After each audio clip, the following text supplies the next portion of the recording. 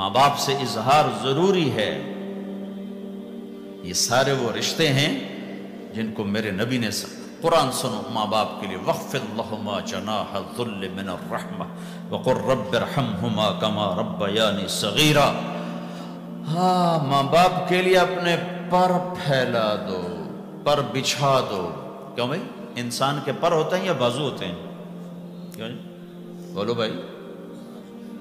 باجو، تمہاری گجراتی میں بولوں باجو، باجو ہوتے ہیں نا، پر تو نہیں ہوتے نا۔ لیکن اللہ کہہ رہا پر بچھا دو، اپنے ماں باپ کے لیے پر بچھا دو۔ پر بچھانے کا کیا مطلب؟ میں بتایا کرتا ہوں کہ اس آیت کو کسی تفسیر سے میں نہیں سمجھا، نہ کوئی تفسیر والا یہ تفسیر کی طرف جائے گا۔ یہ جو میرا کالج کا ایک دور ہے، ایک تبلیغ کا دور ہے۔ کالج دور میں جب ہمارے گاؤں کے قریب دریائے راوی ہے، اس کے کنارے جنگل تھا بہت بڑا، اس میں ہم شکار کھیلنے جاتے تھے۔ ایک ایک ہفتہ جنگل میں پڑے رہتے تھے، تو ساتھ کھانے کا سامان، ساتھ سارے حشم خدم، اور ایک ایک ہفتہ ہم شکار کرتے۔ تو وہ تیتر کو لگتا تھا نا چھرا، وہ چھرے لگتے تھے تو گرتا تھا، تو یوں اس کے پر یوں ہو جاتے تھے۔ میرے آنکھوں کے سامنے وہ تیتر نظر آ رہے ہیں، وہ یوں ایسے کرتے تھے اور یوں گردن ٹیڑھی ہوتی تھی، اور اس کا مطلب یہ ہوتا تھا کہ اب میں تیرے بس میں ہوں، ذبح کر یا چھوڑ دے، میرا بس ختم ہو چکا۔ تو آئے ہائے ہائے، قربان جاؤں قرآن کی خوبصورتی پر۔ میرا رب کہتا ہے اپنے پروں کو بچھا دے ماں باپ کے آگے، جیسے زخمی پرندہ تیرے آگے بچھ جاتا ہے کہ ذبح کر دو صاحب، بھون کے کھا یا کباب بنا کے کھا، اب تیرے حوالے ہوں۔ ایسے ہی ماں باپ کے آگے یوں ہو جا۔ کیا خوبصورت تعبیر کی ہے۔ لا تقل لهما اف، اون بھی نہ کر۔ آپ نے فرمایا کاش میرے والدین ہوتے، تمنا کی۔ 2 مہینے کے تھے ماں کے پیٹ میں تو باپ کا انتقال ہو گیا، یا اور نہیں تو میری ماں تو ہوتی، میری ماں تو ہوتی۔ اور میں عشاء کی نماز کے مصلی پہ کھڑا ہوتا اور میں سورۃ فاتحہ شروع کر چکا ہوتا، اور ادھر سے میری ماں کہتی محمد، تو میں ماں کے لیے نماز توڑ دیتا۔ میں کہتا لبیک یا اماں۔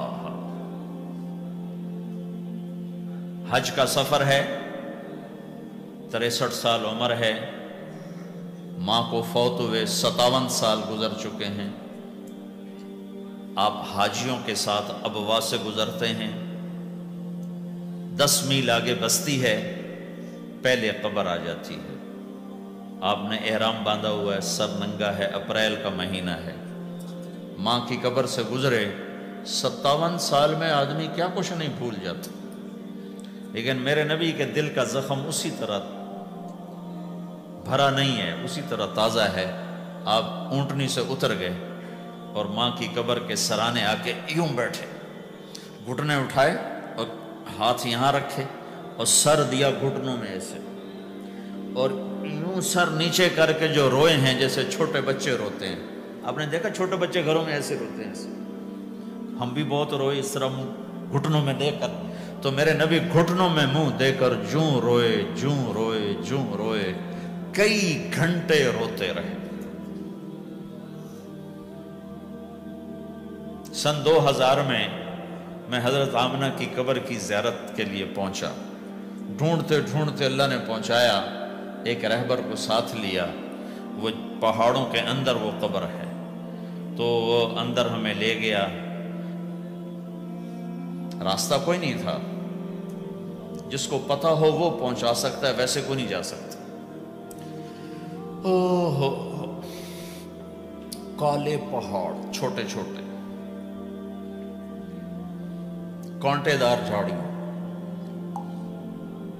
ایک پہاڑی ہوگی اتنی اونچی جتنی آپ کی چھت ہے، اس کے اوپر باقی پہاڑ تو ایسے تھے، نوک نکلی ہوئی، وہ اوپر فلیٹ تھا، کوئی 10 بائی 10 تقریباً۔ وہاں میرے نبی کی ماں آرام کر رہی تھی۔ تو میں نے چاروں طرف دیکھا تو 2000 یعنی صرف 12 سال پہلے جنگل ویرانہ وحشت، 1400 سال پہلے یہاں کیا ہوگا؟ میں اللہ کی بے نیازی سے کانپ رہا تھا کہ میرے رب جس کی خاطر تو نے کائنات بنائی، یہاں اس جنگل میں اس پہ اتنا امتحان ڈالا، وہ بھی 6 سال کی عمر میں۔ باپ دیکھا نہیں، بہن کوئی نہیں، بھائی کوئی نہیں، خالہ کوئی نہیں، کوئی ساتھی کوئی نہیں۔ 3 دن بعد یہ موت آتی تو مکے میں آتی تو کئی سینے سے لگاتے، 3 دن پہلے یہ موت آتی تو مدینے میں آتی، کئی سینے سے لگاتے، مدینے سے بھی نکالا اور مکے سے بھی دور کیا، اور جنگل کے اندر صرف 25 سال کی عمر میں اما آمنہ رضی اللہ تعالیٰ عنہ پہ موت نے وار کیا، اور اللہ کے نبی گھبرا گئے۔ 6 سال کے بچے کو سمجھ میں نہیں آ رہا کہ یہ کیا ہو رہا ہے۔ حضرت آمنہ بول نہیں پا رہے، مجھے لگتا ہے غالباً ہارٹ اٹیک ہوا ہوگا۔ 3 افراد، والدہ، خادمہ ام ایمن اور میرے نبی، اور حضرت آمنہ یوں تڑپ رہی تھی، ایسے پہلو بدلنے تڑپ رہی تھی، اور آپ سہمے ہوئے بیٹھے تھے اور سمجھ میں نہیں آ رہا تھا ہوا کیا ہے۔ پھر حضرت آمنہ نے آخر میں اپنے آپ کو، ہارٹ اٹیک میں بولا نہیں جاتا، مجھے ہوا تھا تو مجھے پتا ہے بولا نہیں جاتا، آخر بجھتی شمع بھڑکی کا بیٹا ہر زندہ نے مرنا ہے، ہر جوانی نے ڈھلنا ہے، اور لگتا ہے میرے جانے کا وقت آ چکا ہے۔ ولد تو طہرن، تو ایسا پاک ہے کہ تیرے ذریعے سے سارا عالم پاک ہوگا۔ اور شمع بجھی، اور چھوٹا سا معصوم بچہ ماں کے سینے پر سر رکھ کے جو رویا ہے، کاش تم اس جگہ پہ ہوتے، اس خوبصورت ملک میں، تم ابوا کو کیسے جانو، اور میں تمہیں کیسے بتاؤں۔ میں ہزاروں دفعہ یہ قصہ سنا چکا ہوں، مجھے ہر دفعہ رونا آتا ہے کہ میں وہاں اپنے آپ کو محسوس کرتا ہوں کہ ہائے، یہاں اس جگہ اتنا بڑا امتحان، اور صرف 6 برس کا، کون وہاں قبر بنانے آیا؟ کوئی گزرے ہوں گے، ویسے تو کسی کے بس میں نہیں وہاں قبر بنانا۔ جب پہاڑ سے نیچے اترے تو ہمارے نبی پھر بھاگے۔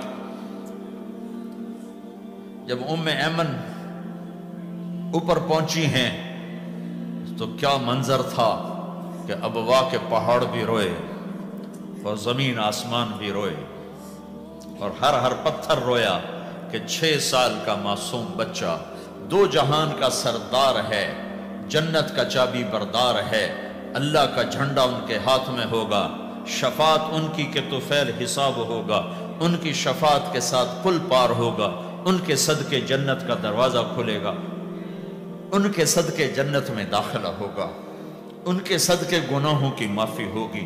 اور اتنی بڑی ہستی والضحیٰ واللیل اذا سجا کا ٹائٹل لینے والا، وما ارسلناک الا کافۃ للناس بشیرا ونذیرا کا ٹائٹل لینے والا 6 سال کا بچہ، مجھے دیکھو ماں کی قبر کو سینے سے لگایا ہوا تھا اور اس کے اوپر لیٹے ہوئے تھے۔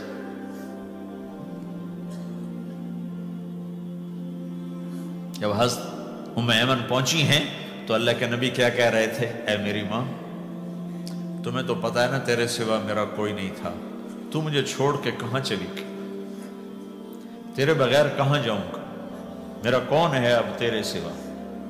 ام ایمن نے اٹھایا کہ مجھے چھوڑ دو، میں کہیں نہیں جاؤں گا، میں اپنی ماں کے سوا کہیں نہیں جاؤں گا۔ کھینچ کے اٹھایا، نیچے لائیں، اونٹنی پہ بٹھایا، 3 راتیں مسلسل روتے روتے یہ سفر ہو۔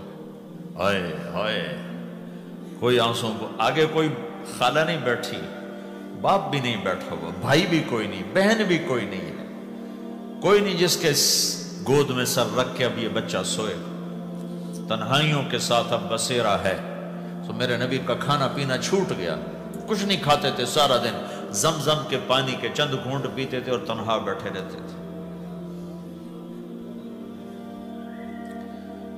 تو اس پر آپ نے یہ کہا کاش میری ماں ہوتی تو میں ایسی خدمت کرتا کہ اس کے پیچھے نماز بھی توڑ دیتا۔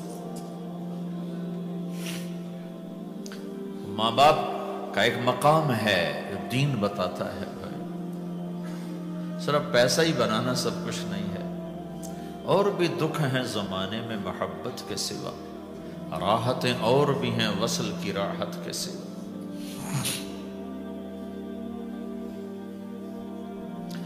ماں باپ کا مقام ہے، ان کو مقام دو، لیکن ماں کی وجہ سے بیوی پہ ظلم نہ کرو، بیوی کے عشق میں ماں پہ زیادتی نہ کرو۔ یہ گھر کی معاشرت ہے، یہ گھر کی زندگی ہے۔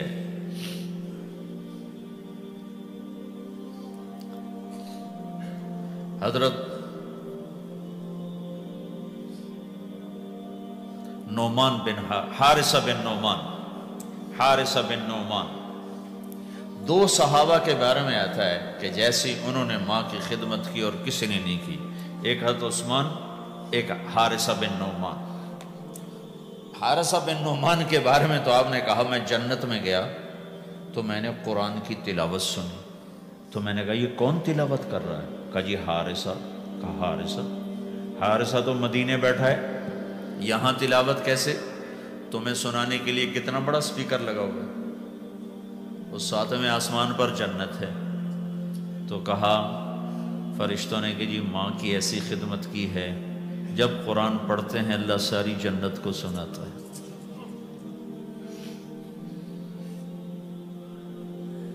تو جن کے والدین یہاں ساتھ ہیں وہ انہیں غنیمت جانو، ان کی خدمت کرو، کبھی عرش پر کبھی فرش پر، کبھی ان کے در کبھی در بدر، غم عاشقی تیرا شکریہ میں کہاں کہاں سے گزر گیا، کبھی راستوں میں تنہا کبھی ہوں ورود صحرا، میں جنوں کا ہم سفر ہوں میرا کوئی گھر نہیں ہے۔